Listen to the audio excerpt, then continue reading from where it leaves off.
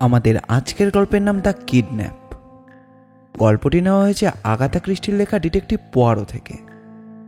গল্প পাঠে রয়েছে কৌশিক, প্রীতম আর আমি অপূর্ব। পোস্টার ডিজাইন করেছে এসকে দিলার। গল্পটি মন দিয়ে শুনুন। তবে হ্যাঁ, আমাদের চ্যানেলটিকে সাবস্ক্রাইব না করে থাকলে অবশ্যই করবেন। এরকম গোয়েন্দা গল্প আর অ্যাডভেঞ্চার গল্প আমরা প্রায়ই নিয়ে আসি। তাহলে আর বেশি দেরি না করে চলুন শুরু করা যাক।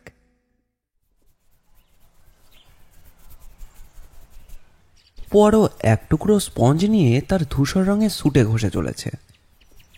পোশাকের ব্যাপারে সে যে খুঁতখুঁতে সেটা আমার বেশ ভালোভাবেই জানা ছিল। সামান্য একটু ময়লাও সে সহ্য করতে পারে না। তাই এখন স্পঞ্জে বেনজিন মাখানো ছিল বলে তার গন্ধে ঘরটা ম ম করছিল, এবং এর ফলে সে পুরোপুরি আমার প্রতি মনোযোগ দিতে পারছিল না। মিনিট খানেকের মধ্যে আমি তোমার সাথে মিলিত হচ্ছি বন্ধু। এই গ্রিসের দাগটা মুছে আসছি। এই দাগ বড়ই দৃষ্টিকটু, দৃষ্টির নন্দন হতে পারে না। দাগটা তাই মুছেই ফেললাম। 2 মিনিট পরে আমি মৃদু হেসে একটা সিগারেট ধরিয়ে জানতে চাইলাম, আগ্রহ জাগানোর মতো কোনো কেস তোমার হাতে এলো নাকি বন্ধু?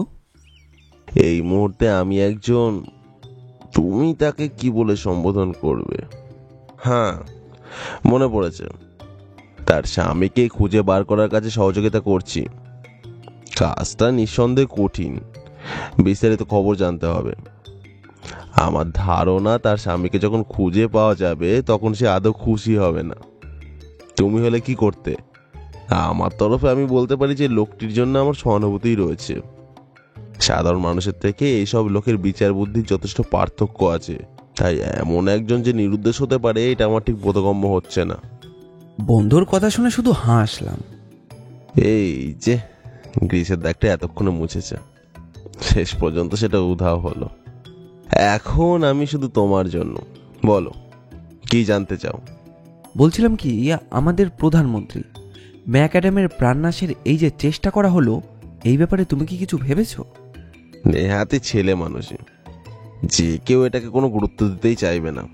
তাছাড়া রাইফেলে গুলিতে আজকাল সাফল্য পাওয়া যায় না। ও হাতিয়ার এখন অতীতের স্মৃতি মাত্র, কাজে আসে না। কিন্তু এক্ষেত্রে ওটা প্রায় সাফল্য এনে দিয়েছিল। পরও অধৈর্য হয়ে মাথা নাড়ল। আমি কিছু একটা তাকে বলতে যাচ্ছিলাম, এমন সময় ল্যান্ডলেডি দরজার সামনে এসে বলল যে আমাদের সঙ্গে দুজন কথা বলতে চায়। পরে ওদের আসতে নির্দেশ দিলেই ল্যান্ডলেডি তাদের নিয়ে আসার জন্য চলে গেল। মিনিট কয়েকের মধ্যেই দর্শনার্থীরা এসে ঘরে ঢুকলো। ওদের চিনতে আমার খুব বেশি বেগ পেতে হলো না। ওদের মধ্যে একজন হাউস অফ কমন্সের নেতা লর্ড এস্টেয়ার, আর তার সঙ্গী হলো ওয়ার ক্যাবিনেটের সদস্য মিস্টার বার্নার্ড ডজ। আমি যতদূর জানি ইনি হলেন আমাদের প্রধানমন্ত্রীর ঘনিষ্ঠ ও অন্তরঙ্গ বন্ধু। মসিয়ে পোয়ারো? লর্ড এস্টেয়ার প্রশ্নচোখে তাকালেন। আমার বন্ধু মাথা নত করে তার পরিচয় জ্ঞাপন করল। এই মহান ব্যক্তিটি এবার আমার দিকে তাকিয়ে একটু ইতস্তত করে বললেন, আসলে আমাদের ব্যাপারটা অত্যন্ত গোপনীয়। আপনারা ক্যাপ্টেন হেস্টিংসের সামনে খোলাখুলিভাবে আপনাদের গোপন কথাটি বলতে পারেন। ও আমার শুধু বন্ধু নয়, আমার মক্কেলদের জটিল কেসের সমস্যার ব্যাপারে ওর মূল্যবান পরামর্শ আমাকে নিতে হয় এক এক সময়। লর্ড এস্টেয়ার তখনও ইতস্তত করতে থাকেন, কিন্তু মিস্টার ডজ তাড়াতাড়ি মুখ খুললেন এবার। ওহো, আসুন, যা বলতে এসেছি আমরা বলেই ফেলা যাক। গোপন করার আর কি আছে? আমরা আজ যে সমস্যায় জড়িয়ে পড়েছি, আজ হোক কিংবা কালই হোক, ইংল্যান্ডের মানুষ ঠিকই জানতে পারবে। সময় সব কিছু। আপনারা এবার অনুগ্রহ করে আসন গ্রহণ করুন। মিস্টার লর্ড, ওই চেয়ারটা আপনি বসুন। সে কি, আপনি আমাকে চেনেন নাকি? অবশ্যই, প্রায়ই কাগজে আপনার ছবি সহ কত লেখাই না পড়েছি। এরপরেও আপনাকে না চিনে থাকতে পারি কি করে বলুন? মসে পোয়ারো, একটা অত্যন্ত জরুরি সমস্যার মধ্যে পড়ে আপনার মূল্যবান পরামর্শ গ্রহণ করার জন্যই এখানে আমরা এসে হাজির হয়েছি। ব্যাপারটা সম্পূর্ণ গোপন রাখার জন্য আপনাকে একান্ত অনুরোধ করছি। দেখবেন, অবশ্যই যেন এটা গোপন থাকে। পোয়ারো এখন মনে মনে কি বলছে সেটা আমি জানি। আমার নাম এরকুল পোয়ারো। কথাটা শুনেছেন, ব্যাস, এর থেকে বেশি আমি আর কিছু বলতে চাই না। সমস্যা আসলে আমাদের প্রধানমন্ত্রীকে নিয়ে। আমরা খুবই ঝামেলায় পড়েছি। লর্ড এস্তিয়ার উদ্বিগ্ন হয়ে বললেন। আমাদের সামনে এখন মহা বিপদ মসিয়ে। মিস্টার ডজ তাকে বাধা দিয়ে উঠলেন। তবে তার আঘাতটা কি খুবই গুরুতর? আমি জিজ্ঞাসা করলাম। আপনি কোনো আঘাতের কথা বলছেন বুঝলুম না তো। প্রধানমন্ত্রীর গালে রাইফেলের বুলেটের স্পর্শজনিত আঘাত। ওহো, সেই কথা। সে ঘটনা তো এখন ইতিহাস হয়ে গেছে। সেই ঘটনার ইতি টানা হয়ে গিয়েছে। সৌভাগ্যবশত আমাদের প্রধানমন্ত্রী প্রাণে বেঁচে যান তখনকার মতো। আমি এখন দ্বিতীয় ঘটনার কথা বলতে এসেছি। দ্বিতীয় ঘটনা মানে তার উপর আবার আক্রমণ হানা হয়েছে? হ্যাঁ হ্যাঁ, যদিও ঠিক সেই ধরনের নয় মোসে পোয়ারো। তাকে অপহরণ করা হয়েছে। কি বললেন? অসম্ভব! পোকার মতো আমি চিৎকার করে উঠলাম। সঙ্গে সঙ্গে পোয়ারো এমনভাবে আমার দিকে তাকালো যার অর্থ না বোঝার কথা নয়। সে আমাকে মুখ বন্ধ রাখার নির্দেশ দিল। দুর্ভাগ্যবশত যেটাকে আপনি অসম্ভব ভাবছেন, বাস্তবে সেটাই সরল সত্য বলে প্রতিপন্ন হয়েছে এখন। লর্ড এস্তিয়ার দুঃখ করে বললেন। মোসে পোয়ারো, আপনি নিশ্চয় শুনে থাকবেন মিত্রশক্তির সম্মেলন আসন্ন। আমার বন্ধু মাথা নেড়ে সায় দিল। একটা কারণে এই সম্মেলন কবে কোথায় যে শুরু হবে জানা হয়নি। তবে এই খবরটা সংবাদপত্রের আওতার বাইরে রাখা হলেও কূটনৈতিক মহলে তারিখটা জানাজানি হয়ে গিয়েছে। আর এই সম্মেলন আগামীকাল বৃহস্পতিবার সন্ধ্যায় ভার্সাইতে অনুষ্ঠিত হতে চলেছে। এখন দয়া করে আপনি পরিস্থিতির গুরুত্ব কি তা বোঝবার চেষ্টা করুন। এই সম্মেলনে আমাদের প্রধানমন্ত্রীর উপস্থিতি কতটা যে জরুরি তা আপনার কাছে আর গোপন করব না। আর এদিকে জার্মান গুপ্তচরেরা এই দেশে মিথ্যে শান্তি চুক্তির পক্ষে যেভাবে অপপ্রচার চালিয়ে যাচ্ছে তা আশা করি আপনাকে মুখে বলে দিতে হবে না। আমরা আবার এও জানি যে আমাদের প্রধানমন্ত্রীর একনিষ্ঠ ব্যক্তিত্ব এই সম্মেলনের সাফল্য আমাদের মিত্রপক্ষের অনুকূলে অবশ্যই নিয়ে আসবে। তাই এর থেকেই বুঝতে পারছেন এই সম্মেলনে উনি যদি উপস্থিত হতে না পারেন তার ফল কি রকম ভয়াবহ হবে। শান্তি স্থাপনের সমস্ত প্রতিক্রিয়া তখন স্তব্ধ হয়ে যাবে। আর সবচেয়ে পরিতাপের বিষয় কি জানেন মসিয়ে? তার জায়গায় অন্য কাউকে পাঠানোর মতো উপযুক্ত লোক আমাদের নেই। উনি একাই ইংল্যান্ডের প্রতিনিধিত্ব করতে পারে। লর্ড এস্তিয়ারের কথা শুনে পরের মুখ গম্ভীর হয়ে উঠল। একটু সময় কি একটা ভেবে নিয়ে এসে মুখ খুলল। তার মানে আপনি মনে করছেন প্রস্তাবিত মিত্রশক্তির এই সম্মেলনে আমাদের প্রধানমন্ত্রী যাতে সশরীরে হাজির না থাকতে পারেন আর তাই শত্রুপক্ষ ওকে অপহরণ করেছে? আপনি এই কথাই বলতে চাইছেন, এই তো? হ্যাঁ, আমি ঠিক তাই মনে করি। সত্যি কথা বলতে কি জানেন মসিয়া, আমাদের প্রধানমন্ত্রী ওই সম্মেলনে যোগদানের জন্য ফ্রান্সের উদ্দেশ্যে ঠিক সময় ইংল্যান্ড থেকে রওনা হয়েছিলেন, কিন্তু সেখানে পৌঁছানোর আগেই এই বিপর্যয়। তার সম্মেলন শুরু হবে কখন? আগামীকাল রাত 9টায়। পোয়ারো তার পকেট থেকে বড় একটা টাইম ঘড়ি বার করে সেটার দিকে তাকিয়ে বলে উঠল। এখন 9:15। তার মানে আমাদের হাতে এখন মাত্র 24 ঘন্টা সময় রইল। মিস্টার ডজ চিন্তিত গলায় বললেন। এর সঙ্গে আরো 15 মিনিট যোগ করুন। ভুলে যাবেন না মসিয়ে, হয়তো এটাই কাজে লাগতে পারে। এবার বিস্তারিত বিবরণ দিন। মানে প্রধানমন্ত্রীকে কোথায় অপহরণ করা হয়েছে, ইংল্যান্ডে নাকি ফ্রান্সে? ফ্রান্সে, কারণ আমরা বেশ ভালো করে জেনেছি যে আজ সকালে মিস্টার ম্যাকআউডাম ইংল্যান্ড অতিক্রম করে ফ্রান্সে প্রবেশ করেছেন। কথা ছিল আজ রাতে তিনি কমান্ডার ইন চিফের অতিথি হয়ে সেখানেই থাকবেন। আগামীকাল তিনি ফ্রান্সের পথে এগিয়ে যাবেন। প্রধানমন্ত্রী পৌঁছানোর পরেই জেনারেল হেডকোয়ার্টার থেকে কমান্ডার ইন চিফের জনৌকিক এডিসি একটি গাড়িতে চিপে তার সঙ্গে দেখা করতে এসেছিলেন। তারপর? ভালো কথা, তারা বোলগনা থেকে ঠিকই রওনা হয়েছিল বটে, কিন্তু তারা কখনো তাদের গন্তব্যস্থলে পৌঁছতে পারেনি। কি বললেন? হ্যাঁ, বলছি কি মসে পোয়ারো, সেই গাড়িটা এবং এডিসি 2 জাল। পরে আসল গাড়িটা একটা রাস্তার ধারে পড়ে থাকতে দেখা যায়, আর সেই গাড়ির চালক এবং আসল এডিসিকে সেই গাড়ির ভেতরে হাত পা আর মুখ বাঁধা অবস্থায় পড়ে থাকতে দেখা গিয়েছিল। আর সেই জাল গাড়িটা? সেটা এখনো নিখোঁজ। অবিশ্বাস্য। খুব বেশি দিন সেটা লোকের নজরে এড়িয়ে থাকতে পারে না। আমরাও তাই ভেবেছিলাম। মনে হয়েছিল ব্যাপক তল্লাশি চালিয়ে গাড়িটার সন্ধান ঠিক পাওয়া যাবে, ফ্রান্সের যেখানে ঘটনাটা ঘটেছে সেটা সামরিক এলাকার আওতায় পড়ে, তাই আমরা সেইভাবে নিশ্চিত ছিলাম গাড়িটা বেশি দিন কারোর নজর এড়িয়ে থাকতে পারে না। ফরাসি পুলিশ আর আমাদের নিজস্ব স্কটল্যান্ড ইয়ার্ডের লোকেরা এবং সামরিক বিভাগের লোকেরা হাতে হাত মিলিয়ে তন্ন তন্ন করে সর্বত্র খুঁজে বেড়াচ্ছে তার সন্ধান পাওয়ার জন্য। কিন্তু মসিয়ে, ওই যে আপনি বললেন অবিশ্বাস্য, এখন দেখছি আপনার আশঙ্কায় ঠিক। এখনো পর্যন্ত কোনো হদিসই পাওয়া গেল না। এই সময় ঘরের দরজায় টোকা পড়তে দেখা গেল। পরক্ষণে একজন তরুণ অফিসারকে ঘরের ভেতরে প্রবেশ করতে দেখা গেল। শিলমোহর করা ভারী একটি খাম তুলে দিলেন তিনি লর্ড এস্টারের হাতে। মন্ত্রীমশাই অতি আগ্রহের সঙ্গে খামের মুখটা চটপট খুলে ফেললেন এবং ভেতরের কাগজের উপর চোখ বুলিয়েই তিনি আনন্দে উচ্ছ্বাসিত হয়ে উঠলেন। তরুণ অফিসারটি চলে গেল সেখান থেকে। যাই হোক, অবশেষে একটা খবর পাওয়া গেল। এই তারবার্তার অর্থ একটু আগেই করা হয়েছে। এই দেখুন, এতে লেখা রয়েছে দ্বিতীয় গাড়িটারও খোঁজ পাওয়া গেছে, আর অপহরণকারীরা প্রধানমন্ত্রীর সেক্রেটারি ড্যানিয়েলকেও ক্লোরোফর্ম করে তার হাত পা ও মুখ বেঁধে ফেলে রেখে গেছে। সি নামের একটা জায়গার খামার বাড়ি থেকে তাকে পাওয়া যায়। তিনি কিছুই মনে করতে পারছেন না। তার কেবল মনে আছে পিছন থেকে কে যেন আচমকা তাকে নাকি কিছু একটা চেপে ধরেছিল। অনেক চেষ্টা করেও তার শক্ত বাঁধন খুলে তিনি মুক্ত হতে পারেননি। এর বেশি কিছুই তাঁর আর মনে নেই। তার জবানবন্দিতে যে সন্দেহ করার কিছু নেই এ বিষয়ে পুলিশ নিশ্চিত। এছাড়া আর কিছুই খুঁজে পায়নি ওরা? না। প্রধানমন্ত্রী মৃতদেহ খুঁজে পায়নি? না। তাহলে তার সন্ধান পাওয়ার আশা করা যেতে পারে, কিন্তু একটা ব্যাপার বড়ই অদ্ভুত লাগছে। আজই সকালে শত্রুরা যখন তাকে গুলি করে হত্যা করতে গেছিল, তখন তারা তাদের হাতের মুঠোয় পেয়েও কেনই বা তাকে বাঁচিয়ে রাখার এত সব ঝামেলা নিতে চাইছে? ডজ এবার নিজেই মাথা নেড়ে পোয়ারোর প্রশ্নের উত্তর দিল।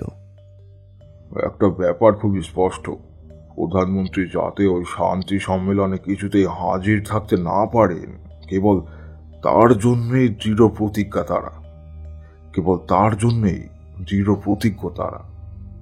প্রধানমন্ত্রী যে সেখানে এখনো জীবিত আছে, মানবিক শক্তি বলে তা সম্ভব। ঈশ্বর করুন খুব বেশি দেরি এখনো হয়নি। এখন মশিয়েরা, আপনাদের কাছে আমার একান্ত অনুরোধ, আমার তদন্তের কাজের সুবিধের জন্য একেবারে শুরু থেকে সব কথা খুলে বলেন আমাকে। তাকে গুলি করে হত্যা করতে যাওয়ার ঘটনাও আমি সবিস্তারে শুনতে চাই। গতকাল রাতে প্রধানমন্ত্রীর ক্যাপ্টেন ড্যানিয়েলের নামে তার এক সেক্রেটারিকে সঙ্গে নিয়ে। তা ইনি কি ফ্রান্সে ওর সঙ্গে ছিলেন? হ্যাঁ, যা বলছিলাম, ওরা গাড়িতে চেপে উইন্ডসরে যান। সেখানে প্রধানমন্ত্রী একটা জনসভায় ভাষণ দেন। আজ সকালে উনি শহরে ফিরে এসেছিলেন, আর ফেরার পথেই গুলি করে তার প্রাণনাশের চেষ্টা করা হয়। এক মিনিট প্লিজ, কে এই ক্যাপ্টেন ড্যানিয়েলস? ওর সম্পর্কে সব রকম তথ্য কি আপনাদের কাছে আছে, মানে পুলিশ ভেরিফিকেশন রিপোর্ট? আমি জানতাম এই প্রশ্নই আপনি করবেন, কিন্তু সত্যি কথা বলতে কি, তার সম্পর্কে আমরা বিশেষ কিছুই জানি না। আর তেমন বিশেষ পরিচিত কোনো পরিবারের ছেলেও তিনি নন। তবে একটা কথা বলতে পারি, তিনি ইংরেজ সেনাবাহিনীতে বহুদিন থেকে কাজ করেছেন এবং সেক্রেটারি হিসেবেও তিনি খুবই উপযুক্ত। আমার বিশ্বাস তিনি 7-7টি ভাষায় কথা বলতে পারেন, আর ঠিক এই কারণেই প্রধানমন্ত্রী ফ্রান্সে তাকে সঙ্গে নিয়ে যাওয়ার জন্য নির্বাচন করে। ইংল্যান্ডে তার কোনো আত্মীয় স্বজন আছে? হ্যাঁ, আছেন 2 পিসি। একজন মিস এভা বার্ড, উনি থাকেন হ্যামস্টিডে, এবং অন্যজন হলেন মিস ড্যানিয়েলস, উনি থাকেন এসকটের কাছাকাছি। অ্যাসকট জায়গাটা উইন্ডসরের কাছাকাছি, তাই না? সেই সূত্রটি আমাদের দৃষ্টি এড়ায়নি, কিন্তু খবর নিয়ে দেখা গেছে তেমন কোনো সন্দেহজনক কিছু পাওয়া যায়নি। তার মানে আপনাদের বিচারে ক্যাপ্টেন ড্যানিয়েলস সব সন্দেহের ঊর্ধ্বে? না মসিয়ে পোয়ারো, আজকের এই জটিল পরিস্থিতির দিনে যে কোনো লোককে সন্দেহের ঊর্ধ্বে বলতে যাওয়ার আগে আমি অবশ্যই একটু ইতস্তত করব। ঠিক বলেছেন। আমি এখন বেশ বুঝতে পারছি মিস্টার লর্ড, এখন থেকে প্রধানমন্ত্রীকে অবশ্যই কড়া পুলিশ পাহারায় রাখতে হবে। আর তা করা হলে আমার দৃঢ় বিশ্বাস ভবিষ্যতে তার উপরে কোনো শত্রু যদি আক্রমণও করে, কখনো সে সফল হবে না। আপনি ঠিকই বলেছেন। প্রধানমন্ত্রীর গাড়ির ঠিক পিছন পিছন একদল সাদা পোশাকে গোয়েন্দারা অন্য আরেকটি গাড়িতে চড়ে অনেক অনুসরণ করছিল। মিস্টার ম্যাকঅ্যাডাম কিন্তু এই সতর্কতা অবলম্বনের ব্যাপারে কিছুই জানতেন না। ব্যক্তিগতভাবে তিনি একজন অতি ভয়শূন্য সাহসী মানুষ। সাদা পোশাকের গোয়েন্দারা যে অন্য আরেকটি গাড়িতে চেপে তাঁকে অনুসরণ করেছে জানতে পারলে তিনি অনেক আগেই তাদের ধমক দিয়ে বিদায় করতেন। কিন্তু তা সত্ত্বেও পুলিশ বিভাগকে তো তাদের কর্তব্য যথাযথভাবে পালন করতেই হবে। তাছাড়া প্রধানমন্ত্রীর গাড়ির চালকও মার্ফি নিজেই একজন সিআইডির লোক। ও মার্ফি, আয়ারল্যান্ডের একটি নাম সেটা, তাই না? হ্যাঁ, সে একজন আইরিশম্যান।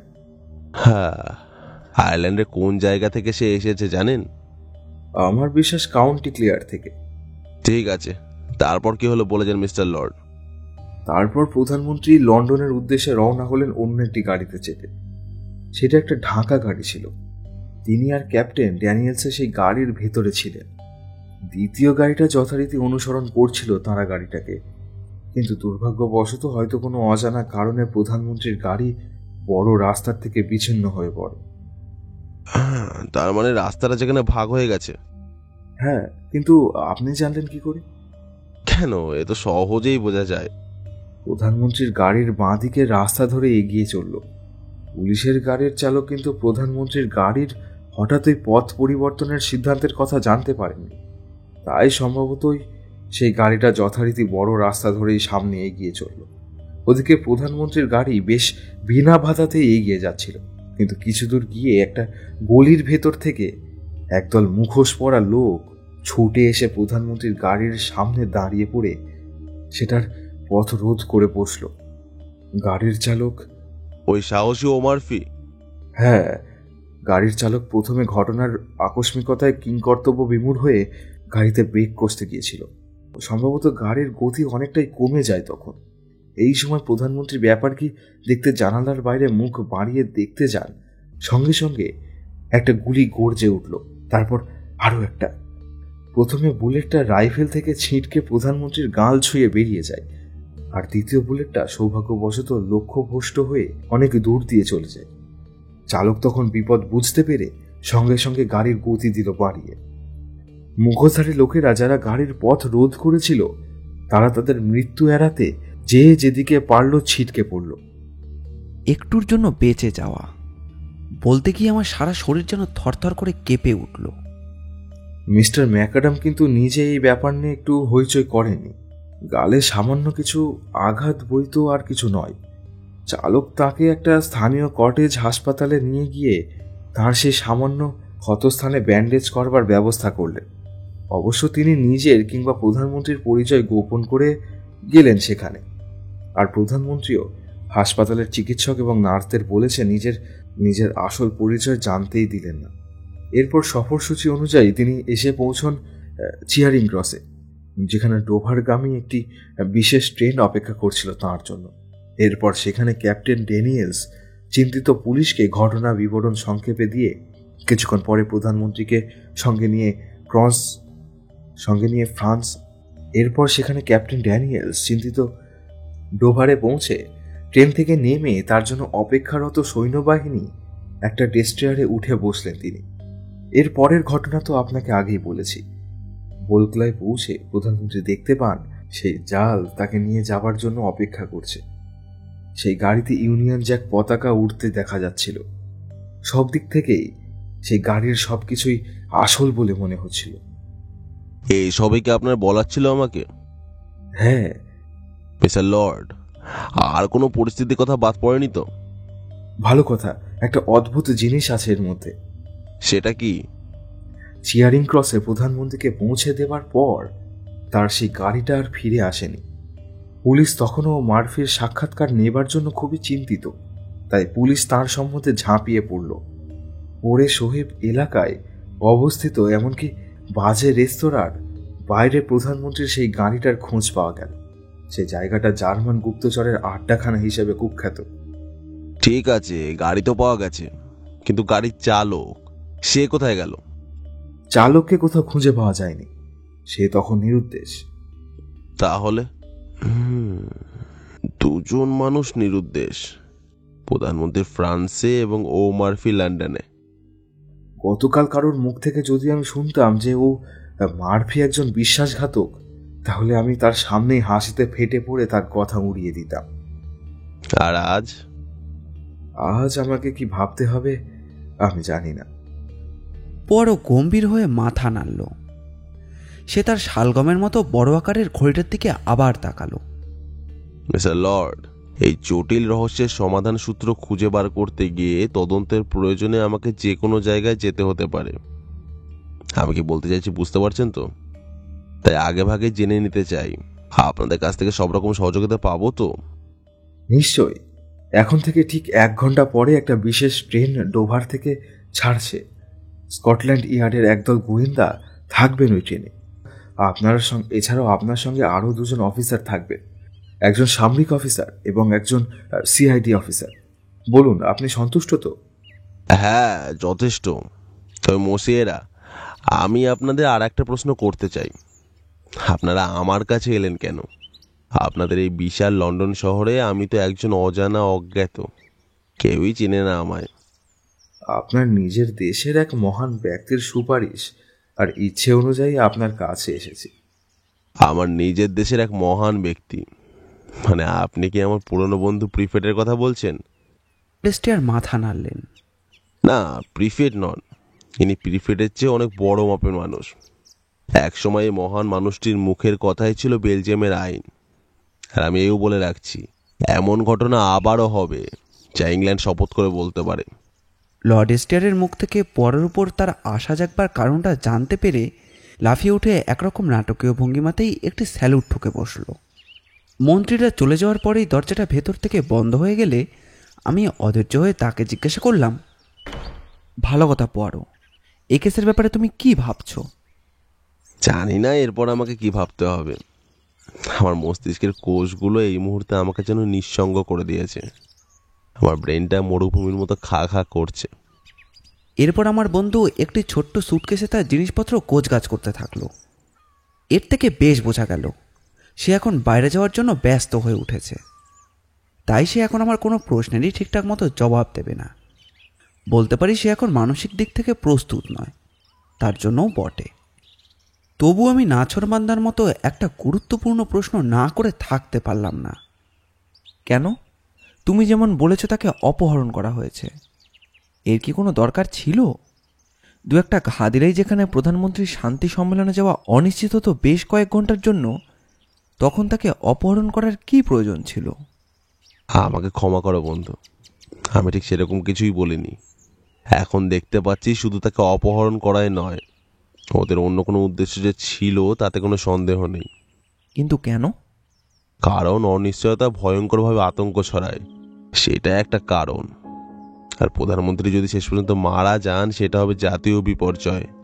কিন্তু যেভাবেই হোক সেই অভূতপূর্ব পরিস্থিতির মোকাবিলা আমাদের করতেই হবে, তাকে সামাল দিতেই হবে। এবং আরও যেসব ভয়ঙ্কর অশুভ সম্ভাবনা আছে সেসব কথা শুনলে তুমি তো পঙ্গু হয়ে যাবে, তোমার নড়াচড়ার ক্ষমতাও থাকবে না। প্রধানমন্ত্রী কি ফিরে আসবেন নাকি আসবেন না, তিনি মৃত না জীবিত আছেন, কেউ জানে না। আর যতক্ষণ পর্যন্ত তারা এইসব প্রশ্নের সঠিক উত্তর পাচ্ছে না ততক্ষণ পর্যন্ত নির্দিষ্টভাবে কিছুই করা যাবে না। একটু আগে এই প্রসঙ্গে তোমাকে আমি যা বলেছিলাম তাই হবে। এসব অনিশ্চয়তা আতঙ্ক ছড়াবে, আর শত্রুপক্ষ ঠিক এটাই চাইছে। তারপর চিন্তার আরও অনেক কারণ থেকে যায়। যেমন ধরো, অপহরণকারীরা যদি ওকে কোনো গোপন জায়গায় বন্দি করে রাখে তাহলে তাদের দুপক্ষের কাছ থেকে ফায়দা তোলার সুযোগ থেকে যায়। আইন মাফিক সচরাচর জার্মান সরকার টাকা কড়ির ব্যাপারে উদার নয়, অযথা বিলোয় না। কিন্তু এই ক্ষেত্রে যে তারা আমাদের প্রধানমন্ত্রীর মুক্তিপণ হিসেবে অনেক টাকা খরচ করতে পারেন তাতে কোনো সন্দেহ নেই। তৃতীয়ত, তারা যদি প্রধানমন্ত্রীকে হত্যাও করে তবুও তাদের ফাঁসিতে ঝোলানোর কোনো ঝুঁকি থাকছে না। তাই এর থেকে স্পষ্টতই দেখা যাচ্ছে অপহরণ করাটাই ছিল তাদের মূল উদ্দেশ্য। বেশ, তাই যদি হয় তাহলে গোড়ায় তারা প্রধানমন্ত্রীকে হত্যা করতে গেল কেন? এটা আমারও ঠিক বোধগম্য হচ্ছে না। এ কোনো ব্যাখ্যা নেই, মূর্খামি। তারা প্রধানমন্ত্রীকে অপহরণ করার সময় সব রকম ব্যবস্থা বেশ সুষ্ঠুভাবে করলো, কিন্তু তবুও তারা নাটকীয়ভাবে তাকে আক্রমণ করে সমস্ত ব্যাপারটা বিপজ্জনক করে তুলল, ঠিক যেন ছায়াছবির মতো গল্প। লন্ডন থেকে মাত্র 20 মাইলেরও কম দূরত্বের এক জায়গায় একটা বড় রাস্তা সংলগ্ন সরু গলি থেকে একদল মুখোশধারী লোক বেরিয়ে এসে প্রধানমন্ত্রীর গাড়ির গতিপথ স্তব্ধ করে দিয়ে তাকে লক্ষ্য করে তাদের একজন রাইফেল থেকে দুবার গুলি ছুড়ল। এটা কি ভাবা যায়? অবিশ্বাস্য বলে মনে হয় না তোমার? আচ্ছা, এমনও তো হতে পারে ওরা দুটি দলে ভাগ হয়ে একই সঙ্গে প্রধানমন্ত্রীকে খুন করার আর অপহরণ করার চেষ্টা করেছিল, যেটা সাফল্য পাওয়া যাবে এমন কিছু একটা ভেবে নিয়ে। আহা, না না, তা হতে পারে না। তাহলে সেটা খুবই কাকতালীয় ব্যাপার হয়ে যেত। তাই আমার সন্দেহ এর পিছনে নিশ্চয়ই একটা বিশ্বাসঘাতক রয়েছে, অন্তত প্রথম ঘটনাতে তো বটেই। কিন্তু কে সেই বিশ্বাসঘাতক? ড্যানিয়েলস নাকি ও মার্ফি? ওদের দুজনের মধ্যে কেউ একজন যে বিশ্বাসঘাতক তাতে কোনো সন্দেহ নেই আমার। তা না হলে প্রধানমন্ত্রীর মতো একজন অতি গুরুত্বপূর্ণ ব্যক্তির যাত্রাপথ অর্থাৎ বড় রাস্তা বদল করে অন্য পথ ধরতে গেলে কোনো গাড়িটা? আমরা নিশ্চয়ই ভাবতে পারি না প্রধানমন্ত্রী নিজেই নিজের প্রাণনাশের পরিকল্পনা করেছিলেন। তাই এর থেকে সহজেই অনুমেয়। তবে কি গাড়ির চালক ও মার্ফি নিজের ইচ্ছায় গাড়ি অন্য পথে ঘুরিয়ে দিয়েছিল, কিংবা ড্যানিয়েলস তাকে ওইরকম কিছু একটা করতে বলেছিল? নিশ্চয়ই এটাও মরফির কাজ। হ্যাঁ, তোমার অনুমানই যথার্থ এই কারণে যে ড্যানিয়েলস রাস্তা বদলাবার কথা বললে সেটা নিশ্চয়ই প্রধানমন্ত্রী শুনতে পেতেন, আর সেক্ষেত্রে তিনি নিশ্চয়ই হঠাৎ তার নির্দিষ্ট যাত্রাপথের বদল করার কারণ জানতে চাইতেন। আবার দেখো, এই গোটা ঘটনা এতগুলো কেনই ভরা থাকায় এমনিতেই সেগুলো পরস্পর বিরোধী হয়ে দেখা দিয়েছে। ও মার্ফি যদি সাচ্চা বিশ্বাসী লোকই হবে তাহলে কেনই বা সে প্রধান রাস্তা ছেড়ে গাড়ি অন্য রাস্তায় নিয়ে গেল? কিন্তু যদি সে অন্য লোকই হবে তাহলে সে গাড়িটা আবার কেন স্টার্ট করতে গেল, বিশেষ করে যখন মাত্র 2টি গুলি ছোড়া হয়েছিল? তাহলে এর থেকে কি ধরে নেওয়া যায় যে প্রধানমন্ত্রীর জীবন রক্ষা করাটাই তার উদ্দেশ্য ছিল? অন্তত এই সম্ভাবনা দেখা যায় তার শেষের কাজে। আবার দেখো, যদি সে একজন সৎ লোকই হবে তাহলে কেনই বা সে সঙ্গে সঙ্গে সেখান থেকে গাড়ি ছুটিয়ে চেয়ারিং ক্রস ছেড়ে গাড়িটা এমন এক জায়গায় নিয়ে গিয়ে হাজির করতো যে জায়গাটা জার্মান গুপ্তচরদের আড্ডাখানা বলে পরিচিত, সেখান থেকে অনেক দূরে। ব্যাপারটা খুবই খারাপ বলে মনে হচ্ছে। এই কেসটার দিকে পদ্ধতি মতো তাকানো যাক। এদের দুজনের পক্ষে ও বিপক্ষে আমরা কি পাচ্ছি। প্রথমে ওমারফির কথাই ধরো। বিপক্ষে ওর বিরুদ্ধে রায় দেওয়ার মতো ঘটনা হলো এই যে তার হঠাৎ রাস্তা বদল করার কারণটা অবশ্যই সন্দেহজনক। তাছাড়া সে একজন আইরিশম্যান যার বাড়ি কাউন্টি ক্লেয়ারে, আর তারপরেই তার উধাও হয়ে যাওয়ার মধ্যে সন্দেহের অবকাশ থেকে যায় বই কি। আবার তার অন্য আচরণের দিকটাও দেখো। সঙ্গে সঙ্গে সে গাড়িতে স্টার্ট দেয়, যার ফলে প্রধানমন্ত্রীর জীবন রক্ষা পেয়ে যায়। আর এর থেকেই বোঝা যায় যে সে স্কটল্যান্ড ইয়ার্ডেরই একজন লোক, এবং তাকে যে পদ দেওয়া হয় অবশ্যই সে একজন বিশ্বস্ত গোয়েন্দাই। এরপর ড্যানিয়েলসের কথায় আসা যাক। ওর বিরুদ্ধে খুব বেশি অভিযোগ নেই। শুধু তাই নয়, ওর অতীত আচরণ বা ইতিহাস আমাদের খুব একটা জানা নেই। তবে উনি অনেকগুলো ভাষায় কথা বলতে জানেন, যা একজন ইংলিশম্যানের পক্ষে বাড়তি গুণী বলে ধরা নেওয়া যায়। ওর সমর্থনে একটা বড় যুক্তি আমরা দেখতে পেয়েছি, তাহলে হাত পা এবং মুখ বাঁধা অবস্থায় ওকে শত্রুর একটি খামার বাড়িতে ফেলে রেখে গিয়েছিল। শুধু তাই নয়, ওর পক্ষে আর একটা অকাট্য প্রমাণ পাওয়া গেছে। প্রধানমন্ত্রীকে অপহরণ করার আগে ওকে ক্লোরোফর্ম শুকিয়ে বেহুশ করেছিল শত্রুরা। এইসব দেখে শুনে মনে হয় যে প্রধানমন্ত্রীকে অপহরণের পিছনে ওর কোনো ভূমিকায় থাকতে পারে না। কিন্তু এও তো হতে পারে ওর বিরুদ্ধে সন্দেহের তীরটা অন্যত্র ঘুরিয়ে দেওয়ার জন্য উনি নিজেই নিজের হাত পা মুখ বেঁধে রেখেছিলেন, কিংবা শত্রুপক্ষের সঙ্গে হাত মিলিয়ে এইরকমই কিছু একটা করা হয়েছিল। ফরাসি পুলিশ এত বড় ভুল কখনোই করতে পারে না। তাছাড়া ধরো, তোমার অনুমান যুক্তিগ্রাহ্য বলেই ধরে নিলাম, কিন্তু কথা হচ্ছে এই যে শত্রুপক্ষের উদ্দেশ্য সফল করিয়ে দেবার পর, মানে প্রধানমন্ত্রীকে অপহরণ করার পর ক্যাপ্টেন ড্যানিয়েলসের আর গা ঢাকা দিয়ে থাকার পক্ষে কোনো যুক্তি নেই। কেবল একটা সাজানো নাটকে অভিনয় করার জন্যই ক্যাপ্টেন ড্যানিয়েলসের সাগরেদরা যদি তাকে ক্লোরোফর্মে শুকিয়ে বেহুশ করে তারপর তার হাত পা মুখ বেঁধে ফেলে রাখে, তাহলে তাদের উদ্দেশ্য সফল হবে কিভাবে? ক্যাপ্টেন ড্যানিয়েলসকে নিয়ে শত্রুপক্ষের এখন তেমন মাথা ব্যথা নেই, কারণ প্রধানমন্ত্রীর নিরুদ্দেশ সংক্রান্ত পরিস্থিতি যতক্ষণ পর্যন্ত না স্বাভাবিক হচ্ছে, ওরা ড্যানিয়েলসকে ছেড়ে রাখবে না। সব সময় তার উপরে নজর রেখেই যাবে, আর এটাই তো স্বাভাবিক। সম্ভবত এমনটাও তো হতে পারে ড্যানিয়েলস ইচ্ছা করে মিথ্যা কথা বলে পুলিশকে ভুল পথে চালনা করতে চেয়েছিলেন। তাহলে তিনি তা করলেনই না বা কেন? ড্যানিয়েলস তার জবাববন্দিতে শুধু বলেছেন ওর নাক ও মুখের ওপরে কেউ কিছু একটা চেপে ধরেছিল। এর বেশি কিছু এর মনে পড়ছে না ওর এই জবাববন্দির মধ্যে মিথ্যে নাম গন্ধ নেই। অতএব ক্যাপ্টেন ড্যানিয়েলসের সব কথাই অক্ষরে অক্ষরে সত্য। ভালো কথা। আমার মনে হয় এখনই আমাদের স্টেশনের দিকে যাওয়া উচিত। হয়তো তুমি ফ্রান্সে গিয়ে আরও কিছু তথ্য খুঁজে পেতে পারো। সম্ভবত, হ্যাঁ বন্ধু, সম্ভবত তা হতেও পারে। তবে তাতে আমার সন্দেহ আছে। কে জানে সাফল্য কতখানি আসবে। প্রধানমন্ত্রীকে সেই ছোট সীমিত জায়গার মধ্যে পাওয়া গেল না, সেটা আমার কাছে অবিশ্বাস্য বলেই মনে হলো। এই কারণে যে অমন একটা ছোট জায়গায় ওকে লুকিয়ে রাখা একরকম দুঃসাধ্য ব্যাপার। যদি এত বড় দুই মহান দেশের সামরিক ও পুলিশের যৌথ বাহিনী ওর খোঁজ না পায়, তাহলে আমিই বা পাবো কি করে? চিয়ারিং ক্রসে আমরা মিস্টার ডজের সঙ্গে মিলিত হলাম। আমাদের জন্য একটি রেল স্টেশনে তিনি অপেক্ষা করছিলেন, সঙ্গে আরও দুজন ভদ্রলোক। মিস্টার ডজ তাদের আমাদের সঙ্গে পরিচয় করিয়ে দিলেন। এরা হলেন স্কটল্যান্ড ইয়ার্ডের গোয়েন্দা বার্নাস আর মেজর নরম্যান। এরা নাকি সবসময় আমাদের সঙ্গী হয়ে থাকবে, এই বলে মন্ত্রীমহাশয় দ্রুত পা ফেলে বিদায় নিলেন। ভদ্রতার খাতিরে যেটুকু কথা না বললেই নয়, সেইভাবেই আমরা মেজর নরম্যানের সঙ্গে টুকটাক কথা বলছি।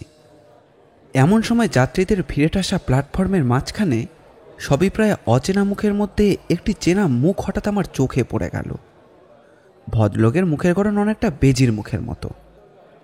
লম্বাটে ও সুপুরুষ দেখতে একটি যুবকের সঙ্গে কথা বলছেন। ভদ্রলোক ইন্সপেক্টর জ্যাপ, স্কটল্যান্ড ইয়ার্ডের সেরা গোয়েন্দা বুদ্ধিমান অফিসারদের মধ্যে একজন। তিনিও আমাদের দেখতে পেয়ে এগিয়ে এলেন।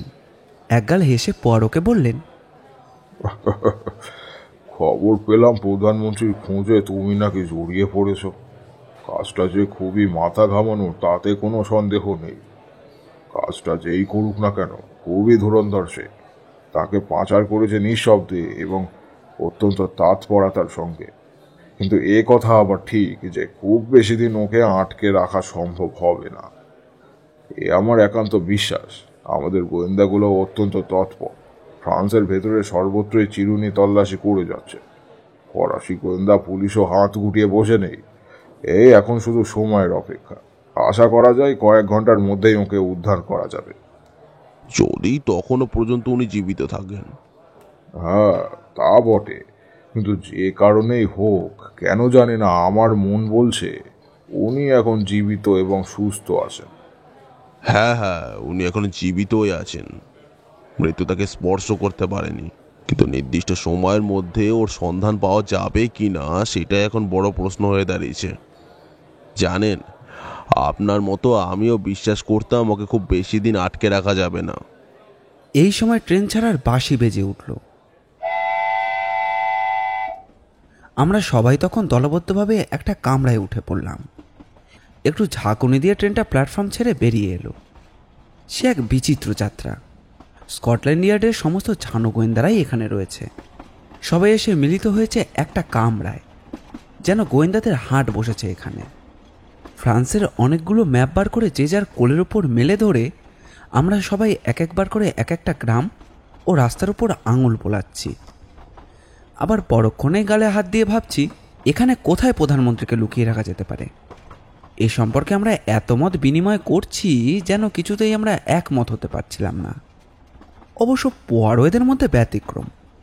পোয়ারো অন্য সময় অনর্গল কথা বলে থাকে, এমনকি কেস সংক্রান্ত বিষয়ে বাইরে এলেও সে কথা বলে।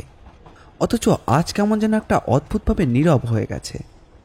বাচ্চা ছেলের মতো কেমন যেন ভ্যাবাচাকা খেয়ে গেছে। এদিকে মেজর নরম্যান লোকটি ঠিক তার উল্টো, অনর্গল কথা বলে যাচ্ছে। বেশ আমোদে লোকটা। ওর সঙ্গে আলাপ জমাতে খুব বেশি সময় লাগলো না আমার। একসময় ট্রেন ড্রোভারে এসে পৌঁছতেই আমরা চটপট নেমে পড়লাম। আমাদের পরবর্তী যাত্রা জাহাজ যোগে। জাহাজে ওঠার পর পোয়ারো যেরকম বাচ্চা ছেলের মতো আমার হাতটা জড়িয়ে ধরল, ওর এমন ছেলে মানুষই ভাব দেখে আমি আর হাসি চেপে রাখতে পারলাম না। এমন সময় হাওয়া প্রচণ্ড বেড়ে গেল। বন্ধু, এক ভয়ঙ্কর ভয়াবহ ব্যাপার হেস্টিংস। সাহস রাখো পোয়ারো, আমি বলছি তুমি সফল হবেই। আমি নিশ্চিত তুমি ওকে ঠিকই খুঁজে বার করবে। ওহ বন্ধু, তুমি আমার মানসিক আবেগ ঠিক বুঝতে পারোনি। আসলে আমি এই জঘন্য সমুদ্রের কথা বলতে চাইছি। এই অশান্ত সমুদ্রই আমাকে এখন ভীষণ বেগ দিচ্ছে। মনে হচ্ছে এই সমুদ্রই না আমাকে কাবু করে ফেলে। ওহো, তাই বুঝি? জাহাজ ছাড়তে যাচ্ছে। বিশ্রী যান্ত্রিক আওয়াজ তুলে জাহাজের ইঞ্জিন চালু হলো। সেই আওয়াজটা সহ্য করতে না পেরে পরও প্রায় কোকিয়ে উঠে চোখ বুঝল, কানে আঙুল দিল। একটু পরে পরও স্বাভাবিক হতেই আমি ওকে বললাম, মেজর নরম্যানের হাতে উত্তর ফ্রান্সের একটা ম্যাপ রয়েছে, তুমি একবার সেটার উপর চোখ বোলাবে নাকি? পরও অধৈর্য হয়ে মাথা নাড়ল। না না, এখনো সব নয় হেস্টিংস। দয়া করে আমাকে একটু একা থাকতে দাও বন্ধু। তোমাকে বলে রাখি, পেট আর মগজের মধ্যে সবসময় একটা সঙ্গতি রেখে চলতে হয়। এ বিষয়ে ল্যাভোজুয়ার এক অভিনব পদ্ধতি শিখিয়েছে আমাদের। ধীরে ধীরে একবার শ্বাস নাও, তারপর আবার ছেড়ে দাও। 1 থেকে 6 সংখ্যা পর্যন্ত গুনতে গুনতে মাথাটা বাম থেকে ডান দিকে ঘোরাতে ঘোরাতে এটা করতে হবে। এই যে ঠিক ঠিক এই রকম ভাবে। শুধু মুখে বলা নয়, হাতে কলমেও এই পদ্ধতিটা করে দেখালো পোয়ারো। আমি ওকে ওর ব্যায়াম করার সুযোগ দিতে সেখান থেকে চলে এলাম ডেকের ওপর। একসময় আমাদের জাহাজ বোলগা বন্দরে এসে ভিড়ল। পোয়ারো এবার ডেকে এসে হাজির হলো। ওকে এখন পরিষ্কার ও ঝরঝরে দেখাচ্ছিল। ওর মুখের হাসিটাও যেন সতেজ ও মিষ্টি, ভোরের প্রথম আলোর মতো। ও এসেই আমার কানে ফিসফিস করে বোঝাতে চাইল যে ল্যাভোজুয়ারের ব্যায়াম করার পদ্ধতির কোনো জবাব নেই। জ্যাপের দিকে তাকিয়ে দেখি তিনি এখন তার ম্যাপটির ওপর কল্পনায় তার আঙুল বোলাচ্ছেন। হয়তো তিনি এখনও সঠিক তার সিদ্ধান্তে এসে পৌঁছতে পারেননি। ননসেন্স! গাড়িটা রওনা হলো বোলঙ্গা থেকে। এখান থেকে দুটো গাড়ি দুটো ভিন্ন পথ নিয়েছিল। প্রধানমন্ত্রীকে ওকে গাড়ি থেকে টেনে নামিয়ে এখান থেকেই অপহরণ করে তাদের গাড়িতে তুলে নিয়েছিল, বুঝলে তো? বেশ তো, আমি তাহলে এখনই সমস্ত বন্দরগুলোতে খানা তল্লাশি চালাই, কি বলেন? ওরা প্রধানমন্ত্রীকে কোনো এক বন্দর থেকে জাহাজে চাপিয়ে অন্য কোথাও যে পাচার করে নিয়ে গিয়ে থাকবে, এই ব্যাপারে আমি নিশ্চিত। খিচিয়ে উঠে তিনি বললেন, খুবই স্বাভাবিক। এখনই বন্দরগুলিকে নির্দেশ দাও, সেগুলো যেন বন্ধ করে দেওয়া হয়। আমাদের অনুমতি ছাড়া আপাতত বন্দর থেকে কোনো জাহাজ ছাড়বে না। ওদিকে রাতের অন্ধকার সরে গিয়ে পূবের আকাশে রক্তিমাবার আভাস। ভোর হয়ে আসছে। এই সময় আমাদের জাহাজ বন্দরে এসে ভিড়ল। মেজর নরমান পোয়ারোকে বলল যে সামরিক বাহিনীর একটি গাড়ি আপনার জন্য অপেক্ষা করছে এবং আপনার জন্য আমরা একটি নির্দিষ্ট আস্তানাও ঠিক করেছি। কিন্তু পোয়ারো অবাক করে দিয়ে তাকে মানা করে দিল। মেজর নরমানকে অবাক করে দিয়ে পোয়ারো বন্দর সংলগ্ন একটি হোটেল ঘরে নির্বিকারভাবে গিয়ে ঢুকল। আমরা 3 জন সুবোধ বালকের মতোই তাকে অনুসরণ করলাম। পোয়ারোর প্রতি আমার পূর্ণ আস্থা থাকা সত্ত্বেও সত্যি বলতে কি, তার এই মুহূর্তে এইরকম হাবভাব আমার একেবারেই ভালো লাগলো না। আমার চোখে অসহিষ্ণুতার প্রকাশ দেখা গেল। পোয়ারো হয়তো সেটা লক্ষ্যও করেছিল। আমাদের মুখের উপর তীক্ষ্ণ দৃষ্টি একবার বুলিয়ে নিয়ে এসে চিবিয়ে চিবিয়ে বলল, চতুর গোয়েন্দার এরকম করা উচিত নয়, তাই না? আমি মনে মনে তোমার ভাবনাটা যে কি বেশ উপলব্ধি করতে পারছি। তুমি ভাবছো পূর্ণ শক্তি নিয়ে গোয়েন্দার কাজ করা উচিত। অনুসন্ধান কাজ চালানোর জন্য তার উচিত এদিক ওদিক চারাদিক ছোটাছুটি করা। এর জন্য চাই তার অফুরন্ত প্রাণ শক্তি আর চাই উদ্ভাবনী শক্তি, যাতে করে রাস্তার ধুলোর ওপর উপর হয়ে শুয়ে আতস কাচের ভেতর দিয়ে গাড়ির চাকার টায়ারের দাগ দেখতে পায়, পোড়া সিগারেটের টুকরো ফেলে যাওয়া দেশলাইয়ের কুড়িয়ে নিতে পারে, তাই না? এসবই তোমার ধারণা, তাই কি? মেজর, নর্মাল প্রকৃত গোয়েন্দার কার্যকলাপ বলতে এসবই ভাবেন আপনারা। কি ঠিক বললাম তো? তার কথা শুনে আমরা বিহল এবং অবিষ্ট হয়ে বোবার মতো শুধু তার দিকে তাকিয়ে রইলাম। আর আমাদের সে নীরবতা দেখে তার চোখে যেন আমাদের প্রতি চ্যালেঞ্জের ছায়া দেখতে পেলাম। কিন্তু আমি এরকুল পোয়ারো জোর গলায় আপনাদের বলছি, ব্যাপারটা আসলে তা নয়। সত্যিকারের ক্লুগুলো লুকিয়ে আছে এখানে। দেখুন, লন্ডন ছেড়ে এতদূর আসার কোনো দরকার ছিল না আমার। সেখানে আমার ঘরে শান্ত হয়ে বসে অনায়াসে এই রহস্যের সমাধান করতে পারতাম। আমার মগজের ধূসর কোষগুলো নিয়ে একটু নাড়াচাড়া করলেই সূত্র একটা অনায়াসে বার করতে পারতাম। ধূসর কোষগুলো গোপনে নীরবে তাদের কাজ করে যাচ্ছে। সব কিছুরই একটা নিয়ম, পদ্ধতি আর যুক্তি আছে। তা দিয়ে যে কেউ ঘরে বসে বসেই সব রহস্যের সমাধান সূত্র বার করতে পারে। ঘরে বসেই এখনকার একটা ম্যাপের উপরে আঙুল দিয়ে বলতে পারতো এখানেই প্রধানমন্ত্রীকে লুকিয়ে রাখা হয়েছে। তা না করে পাগলের মতো সুদূর ফ্রান্স থেকে এসেও আমি মস্ত ভুল করেছি। এ যেন বাচ্চা ছেলে মেয়েদের লুকোচুরি খেলার মতো। কিন্তু এখন, যদিও আগে অনেক দেরি হয়ে গেছে, তবু আমি ঠিক করে নিয়েছি আমি নিজের মতো করেই আমার পথের কাজে নামব। বন্ধুগণ, দয়া করে আপনারা এখন একটু চুপ করবেন, আমাকে নিবিষ্ট মনে ভাবতে দেবেন। আমরা চুপ করতেই টানা 5 ঘন্টা ধরে ছোটোখাটো মানুষটি প্রায় একাসনে স্থির হয়ে বসে থেকে ধ্যানমগ্ন যোগীর মতো আকাশ পাতাল কি যেন ভেবে চলেছে। অবশেষে আমি জানালার ধারে পায়চারি করতে লাগলাম। জানালার বাইরে অলস ভঙ্গিতে দৃষ্টি ফেলতেই দেখলাম জাহাজ যাতায়াত বন্ধ থাকলেও সেদিনের ফেরি নৌকোগুলো কিন্তু দিব্যি সমুদ্রে ভেসে চলেছে। হঠাৎ পরের গলা ফাটানো চিৎকারে আমি সম্বিত ফিরে পেলাম। পেয়েছি, আমি সত্যের সন্ধান পেয়েছি। চলুন সেই সত্যের সন্ধানে এবার যাত্রা শুরু করা যাক। আমি ঘুরে তাকিয়ে ফিরে তাকালাম তার দিকে। দেখলাম আমার বন্ধুর মধ্যে এক অভূতপূর্ব পরিবর্তন এসেছে। উত্তেজনায় তার চোখ দুটো যেন জল করছিল। একটা চাপা উত্তেজনায় তার বুকটা যেন অসম্ভব ফুলে গেছে। বন্ধুগণ শুনুন, গোড়ায় আমি বোকার মতো কেবল অন্ধকারে হাতড়ে বেরিয়েছি, কিন্তু অবশেষে দিনের আলোর মতো সবকিছু স্পষ্ট হয়ে গেছে আমার কাছে। দুপুর 3টের সময় আমরা আবার চিয়ারিং ক্রস রেল স্টেশনের প্ল্যাটফর্মে এসে দাঁড়ালাম। আমাদের বারবার অনুরোধ করা সত্ত্বেও পরও কিন্তু এই কেসের ব্যাপারে মুখ খুলল না। কেবল গোড়া থেকে ও একটাই কথা বলে চলেছে। গোড়া থেকে শুরু করলে তাতে সময়ের অপচয় মোটেই হয় না, বরং সমস্যা সমাধানের একটা পথ পাওয়া যায়। সারাটা পথ পরও কেন জানি না আমাকে একটুও পাত্তা দিল না, বরং আমাকে দেখিয়ে দেখিয়ে নরম্যানের সঙ্গে কথা বলতে লাগলো। ডোভারে পৌঁছে সেখানে কতগুলো তার বার্তা পাঠালেন নরম্যান।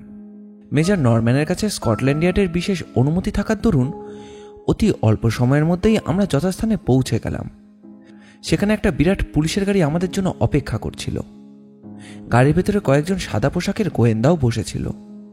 আমাদের সঙ্গে দেখা হওয়া মাত্র তাদের মধ্যে থেকে একজন টাইপ করা কাগজ পরের হাতে তুলে দিল। চকিতে একবার সেই কাগজের উপর চোখ বুলিয়ে আমার প্রশ্নের উত্তরে সে বলল, পশ্চিমের লন্ডনের একটা নির্দিষ্ট ব্যাসের ভেতরে যত ছোট কটেজ হাসপাতাল আছে, এটা সেগুলোরই একটা তালিকা। এটা সংগ্রহ করতে আমি ডোভার থেকে মেজর নরম্যানকে দিয়ে তার বার্তা পাঠিয়েছিলাম। সেই বড় গাড়িটা আমাদের লন্ডনের বিভিন্ন পথে নিয়ে গেল। কত রাস্তা পেরিয়ে হামসফিতে এসে পৌঁছলাম। সেখান থেকে গেলাম চিসউক, ব্রেন্টফোর্ডে। সর পেরিয়ে আমরা একসময় অ্যাসকেটে এসে পৌঁছতেই আমার হৃদয় যেন ময়ূরের পেখমের মতো মেলে যেতে চাইল। মনে পড়ে গেল অ্যাসকেটেই ক্যাপ্টেন ড্যানিয়েলসের এক পিসি থাকেন। এর থেকে এখন বেশ স্পষ্ট বোঝা গেল আমরা এখন যাকে খুঁজছি সে মরফি নয়, ক্যাপ্টেন ড্যানিয়েলস। একসময় একটা ছিমছাম ভিলার গেটের সামনে আমাদের গাড়িটা এসে থামল। পরও এক লাফে গাড়ি থেকে নেমে ডোরবেলের দিকে এগিয়ে গেল। কিছুক্ষণ পর দরজা খুলে গেল। পরও বাড়ির ভেতরে ঢুকল। কয়েক মুহূর্ত পরে পরর আবার আবির্ভাব হলো এবং মাথাটা ঘন ঘন ঝাঁকাতে ঝাঁকাতে সে আবার গাড়িতে উঠে বসল। আমার প্রাণে একটু আগে সঞ্চারিত আশাটার কেমন যেন অকাল মৃত্যু ঘটল সেই মুহূর্তে। এখন বিকেল 4টে বাজে। একটু পরেই অন্ধকার ঘনিয়ে আসবে। লন্ডনে ফেরার পথে আমাদের কয়েকবার থামতে হলো। একসময় বড় রাস্তা থেকে বিচ্ছিন্ন হয়ে একটা ছোট্ট বাড়ির সামনে আমাদের গাড়িটা এসে থামলো। সেদিকে তাকাতেই বুঝলাম এটা একটা ছোট কটেজ হাসপাতাল। এর আগেও ছোটখাটো বেশ কয়েকটা হাসপাতালের সামনে আমাদের গাড়ি থামিয়ে পরও সেখানে ঢু মেরে এসেছিল। প্রতিটা হাসপাতালে মাত্র কয়েক মিনিট কাটিয়েই সে বেরিয়ে এসেছিল। হ্যাঁ, আপনি যদি বাঁদিকে মোড় নেন তাহলে দেখতে পাবেন ওরা ব্রিজের পাশে দাঁড়িয়ে আছে। আমরা পাশের একটা সরু রাস্তায় এসে ঢুকলাম এবং শেষ অপরাহ্নের পড়ন্ত বেলায় দেখলাম রাস্তার ধারে দ্বিতীয় আরও একটি গাড়ি দাঁড়িয়ে রয়েছে। তাতে দুজন সাদা পোশাকের গোয়েন্দা বসে রয়েছে। পরও গাড়ি থেকে নেমে সেদিকে এগিয়ে গিয়ে সেই গাড়ির আরোহী দুজনের সঙ্গে কথা বলল এবং তারপর ফিরে এসে গাড়িতে উঠে বসল। আমাদের গাড়িটা এবার উত্তর দিকে এগিয়ে চলল এবং দ্বিতীয় গাড়িটা পেছন পেছন আমাদেরই অনুসরণ করতে থাকলো। আমরা কিছুক্ষণ গাড়ি চালিয়ে এগিয়ে চললাম। আমাদের লক্ষ্য ছিল লন্ডনের শহরতলির একটা বাড়ি। অবশেষে আমরা একটা আকাশ ছোঁয়া বাড়ির সামনে এসে থামলাম। বাড়িটা রাস্তা থেকে একটু ভেতরে ছিল। নরম্যান আর আমি গাড়িতেই রয়ে গেলাম। পোয়ারো এবং গোয়েন্দাদের মধ্যে থেকে একজন সেই বাড়ির সামনে গিয়ে দরজায় বেল টিপল। সঙ্গে সঙ্গে একজন পার্লার মেয়েট দরজাটা খুলে দিতেই গোয়েন্দা অফিসারটি বললেন,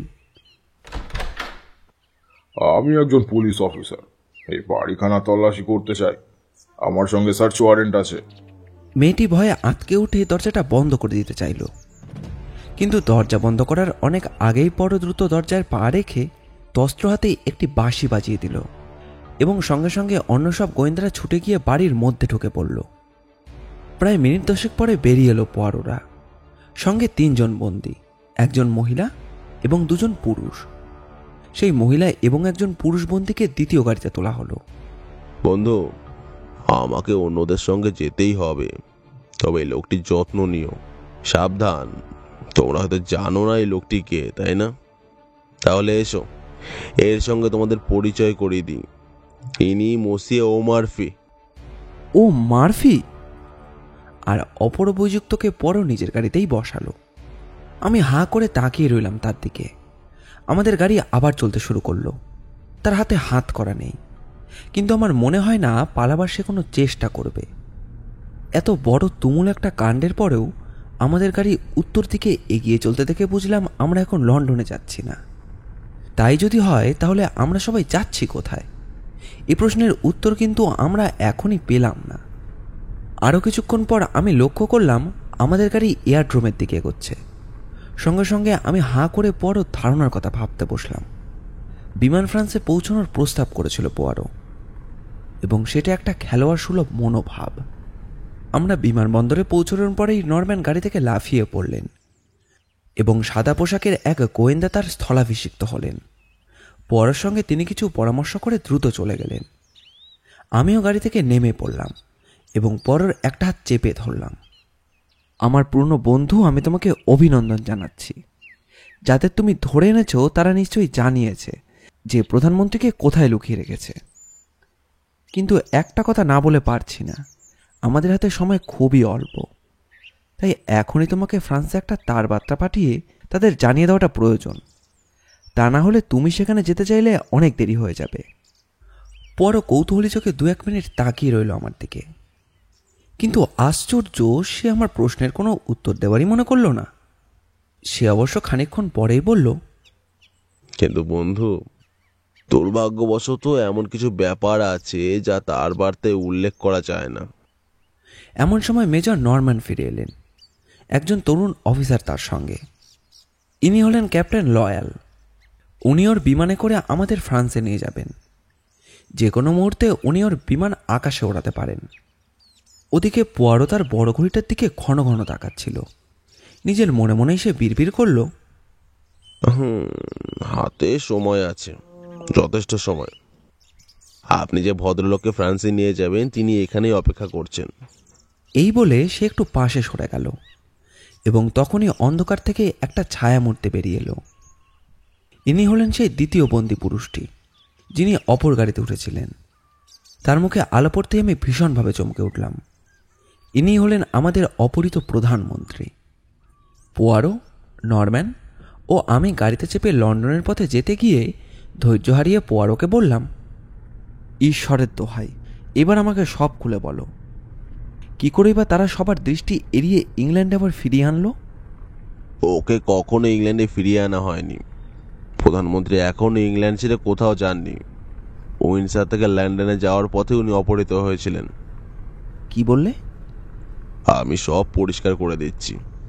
প্রধানমন্ত্রী তার গাড়িতে ছিলেন, তার সেক্রেটারিও তার পাশেই ছিলেন। হঠাৎ ক্লোরোফর্ম মাখা একটা তুলোর প্যাড ও নাকে চেপে ধরা হয়। কিন্তু কে সেটা ধরেছিল?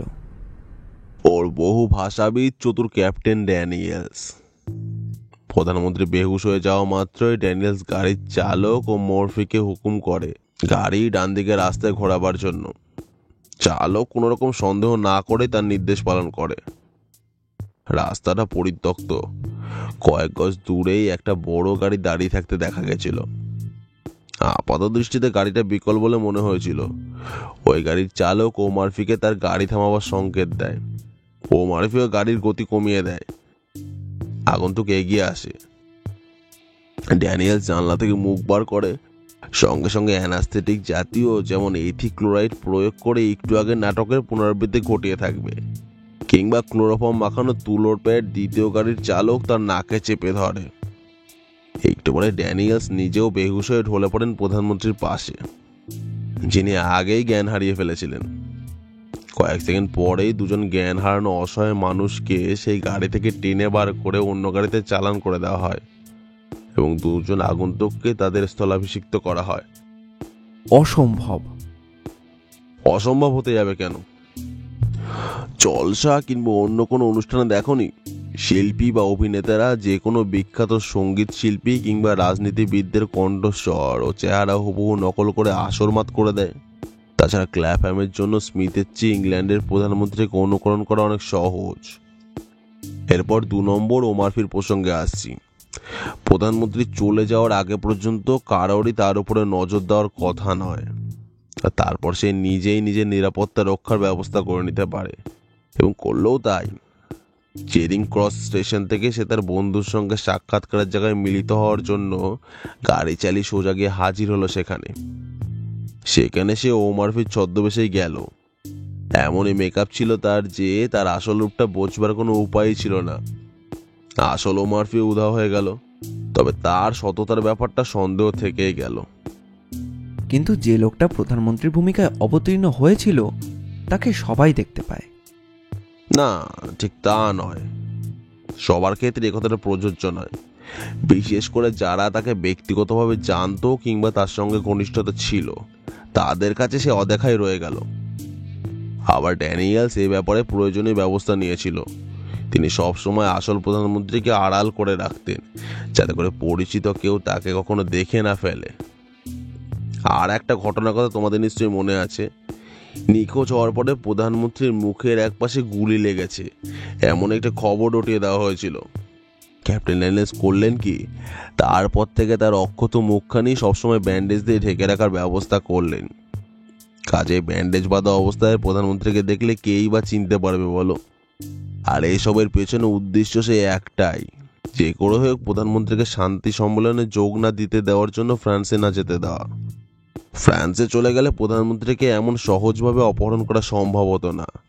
আর এর থেকে বুঝতেই পারছো প্রধানমন্ত্রীকে তার শত্রুরা ইংল্যান্ডের ভেতরেই লুকিয়ে রেখেছিল। আর পুলিশ ভুল করলো এই ভেবে যে অপহরণকারীরা বুঝি তাকে ফ্রান্সে চালান করে দিয়েছে, আর তাই তারা ইংলিশ চ্যানেল পেরিয়ে তার সন্ধানে ফ্রান্সে গিয়ে হাজির হলো। কিন্তু সেখানে তারা তার হদিশ পাবে কি করে? ওর হদিশ পাবেই বা কি করে?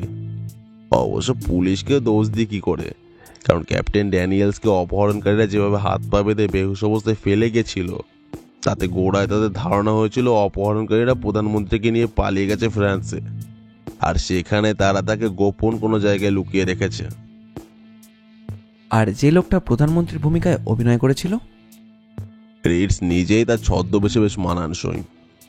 তাকে এবং ওমারফির ভূমিকা অবতীর্ণ লোকটিকে সন্দেহজনক লোক হিসেবে গ্রেপ্তার করা যেত, কিন্তু এই দীর্ঘ নাটকে কে কোন ভূমিকা অভিনয় করেছে তাকেও বুঝে উঠতে পারবে না।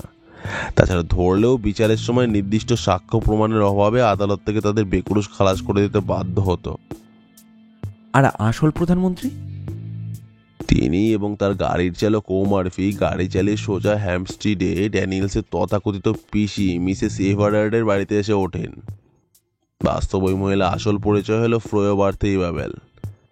এই মহিলাকে পুলিশ অনেকদিন ধরে খুঁজছিল। ক্যাপ্টেন ড্যানিয়েলসের সঙ্গে পলাতক মহিলাকে আমি পুলিশকে উপহার দিলাম।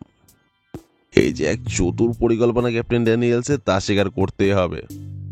প্রধানমন্ত্রীকে শান্তি আলোচনায় যোগ দিতে না দিয়ে ইংল্যান্ডে বন্দি করে রাখাটা ড্যানিয়েলসের একটা দারুণ বুদ্ধির খেলা বটে, কিন্তু ততোধিক ধুরন্ধর এরকুল পরের বুদ্ধির খেলার কাছে সে যে একটা চুনোপুটি বই কিছু নয়, সেটা বোধহয় ড্যানিয়েলসের জানা ছিল না।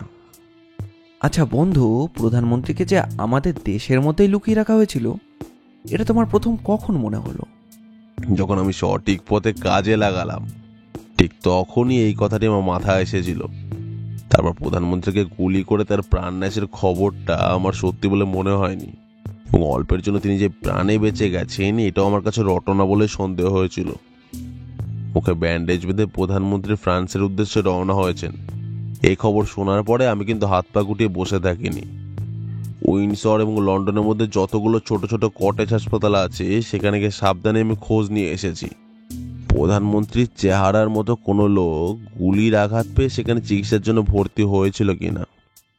প্রতিটি হাসপাতাল কর্তৃপক্ষ স্পষ্ট জানিয়েছে মুখে ব্যান্ডেজ লাগিয়ে ওই দিনই সকালে কোনো রোগীকে ছেড়ে দেওয়া হয়নি।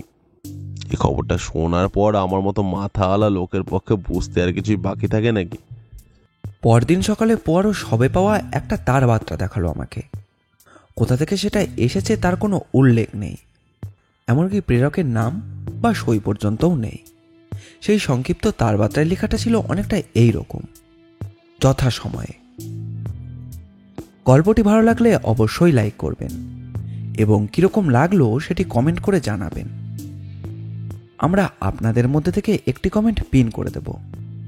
এরকম গোয়েন্দা গল্প বা অ্যাডভেঞ্চার গল্প আমরা প্রায়ই নিয়ে আসি। আমাদের চ্যানেলটি ঘুরেও আসতে পারেন। আমাদের চ্যানেলটিকে সাবস্ক্রাইব করে আমাদের পাশে থাকবেন। আপনাদের ভালোবাসা একান্ত কাম্য। ধন্যবাদ।